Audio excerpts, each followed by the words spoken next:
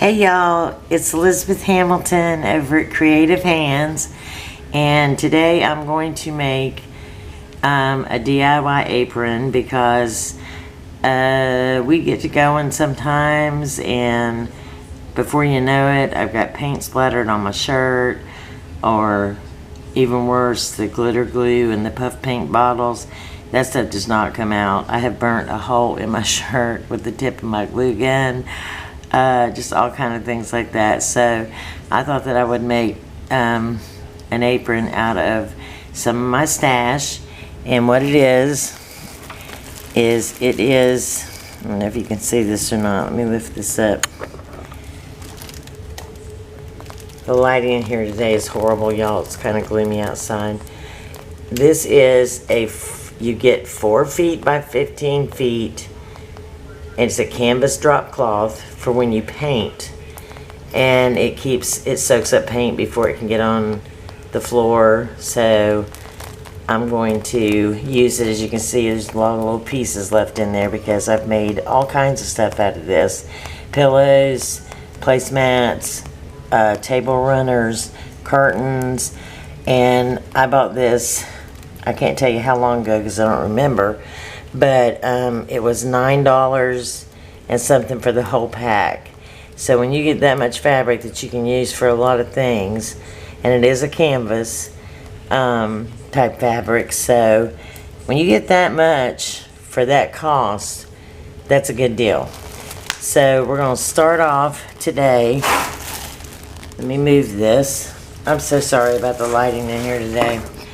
We're going to start off with the tip of the day. All of us spill our straight pins. These are actually quilting pins, but I like working with them better because they're bigger. Now, I have spilt the whole thing before, all over the floor. Don't waste your time getting down there, picking them up, poking yourself, and everything like that. If you've got some kind of a magnet, okay, this is my magnet that goes on my sewing machine to keep my line straight. If you'll just run it over them, it will pick them right up, and you can take your hand and scrape them off back into your box, or you can take the top of the lid, and then you don't have to worry about getting poked, and just put them all back down in there. And I'll tell you what, when they're on the floor, a magnet is a lifesaver. It'll pick them right up. See that? Picks them up, sticks to the magnet, just take them off. It's a lot quicker, a lot faster, and then you've got them all back in. Okay, I'm going to get my stuff ready here to go. Reset this camera to where you can see. I think I had it. No, that's further back, isn't it? I want you to be able to see the sewing machine. Let me do a little adjusting here and I'll be right back. Okay, first of all, out of that canvas, you're going to need to cut 2 straps, one for each side around your waist, and you're going to need to cut 2 for up at the top that will go around your neck. And you should cut the neck straps at 3 inches wide, and then you fold in 1/4 inch on each side of that, then fold it in half, and this is what you're going to come up with right here, and you're going to sew it down the side, and that's what's going to make your strap. And with your neck strap, I'm sorry, that was, yeah, 3 inches, and you sew in 1/4 inch, and you're going to get your neck straps, I believe. Yes, I think that's what I cut. 1 yard long. Okay, no. The neck strap is cut at 3 inches wide. Fold 1/4 inch on each side in, iron it down, then fold it in half and iron it. And we're going to sew right outside right outside the line here. You can see where the 1/4 inches on each side has been ironed in, and that's going to give you a 1 inch wide strap. 2 of them, you're going to need 2. one for each side of the apron at the top.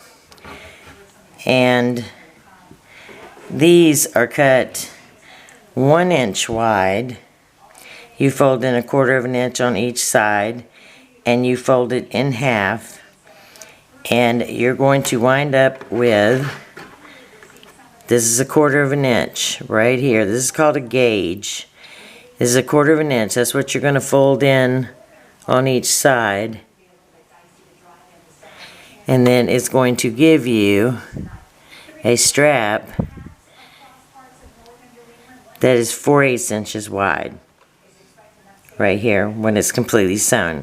So I'm going to sew these straps down, and then I'll come back and show you the main part of the apron, and we'll go from there.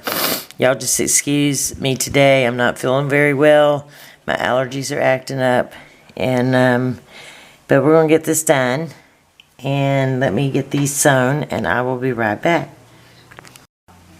Okay, if you can see, I have sewn these edges together. Now when you do that, you want to stay right on the edge, and you want to make sure that you put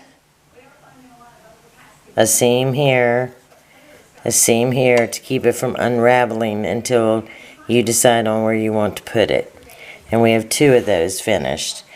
The same with this one that you see on the machine.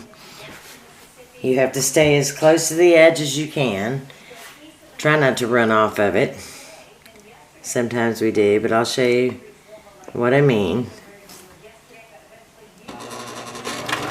Stay very close to the edge. Take your time. And I'm going to go ahead and do the other strap like this, and then I'll be right back. Okay, this is my pattern piece that I made, and I did do a little decorating on the front of it, but nothing with, you know, nice fabric or anything like that. So, but it does have some words written on it that DIYers use. And I ironed a DIY apron at the top of it. It was really, really late. I missed one step of heating my material up before I put my letters down to iron over top of them. And the O and the N slipped a little bit. I will fix that later. It'll drive me crazy until I do. Most people would say, oh, just let it go. You're just going to get junk all over it anyway. But it'll drive me nuts. I know it will until I do it. So I will. So I'm going to go ahead and sew all around here. Now your straps are pinned down inside from here to here, and on the sides in, sides in. So when you turn it right side out, those will be on the outside. So I'm going to go ahead and sew this, and I'll turn it out, and I'll let you see what it looks like.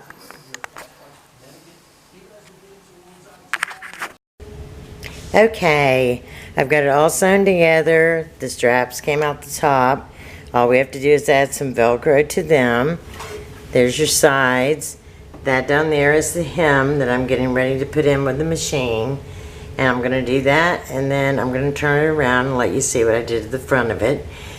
That has to be done before the front is sewn to the back if you're going to do any kind of writing or decoration or letters on it. So let me get this hemmed, and I'll turn it around and show it to you, and we'll go from there.